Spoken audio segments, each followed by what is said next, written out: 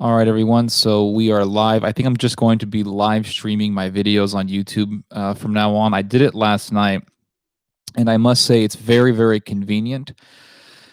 I just record on YouTube, and YouTube just uploads the video for me. I don't have to worry about editing and uploading the video and making the video into an MP4 and all that stuff. I just live stream on here, and you guys can ask me questions and I'll try my best to answer all of them. I'll probably just answer all of them because, I mean, let's be honest here. It's not like I have a lot of followers. Well, not going to be a whole lot of questions, I assume. But anyway, hope you guys had a good Christmas and hope you guys are doing well. I'm just going to live stream this video, and I want to talk to you guys about something that I read about today that I find to be really interesting. And really, it also proves something that I have been saying for years now, and that is that when people try to cause revolutions or rebellions, they're really in it for themselves. They always claim that they're for the people. We're for the people. We're for el gente. We're for the people. But in reality, they're all in it for themselves. We have seen this so many damn times in history, be it in the French Revolution, Mexican Revolution, whatever. We've seen it a gazillion times, and it's always the case that the people who do revolutions are in it for themselves. And when they say they're for the people, they're really for their own power, and they want to leverage power, and that's really the bottom line. So let's get right into it. So there was an interesting article that came out on the Washington Post today, and it is about a Chinese billionaire by the name of Guo Wengui. And Guo Wengui is a Chinese billionaire. He's living in the United States, and he's very well connected with Steve Bannon. Has been working for a long time with Bannon, and they've done media projects together.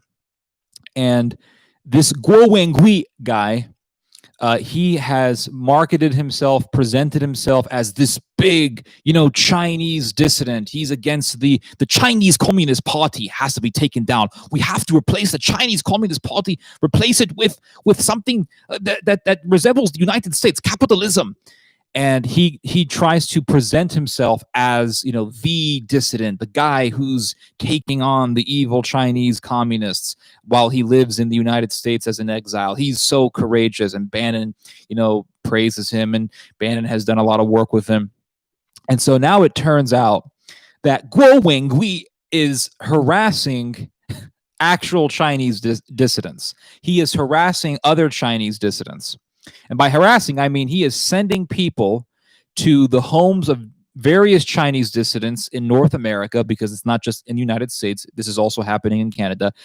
He's sending people to the homes of Chinese dissidents and having them picket their homes. Literally, like they call it protesting in front of these people's homes. It's really just harassment, right? These people are being harassed. And I'll give you guys some examples. So followers of Guo Wengui have been harassing Chinese dissidents in both the United States and in Canada. And one of the people that recently got harassed by Guo Wengui's followers is Teng Biao. And Teng Biao, T-E-N-G, Teng Biao, B-I-A-O. I'm trying to pronounce Chinese names more correctly now, because when we try to speak it with our own English or American vernacular, we always say something like Teng Biao. But I think a closer, a more accurate pronunciation is Teng Biao.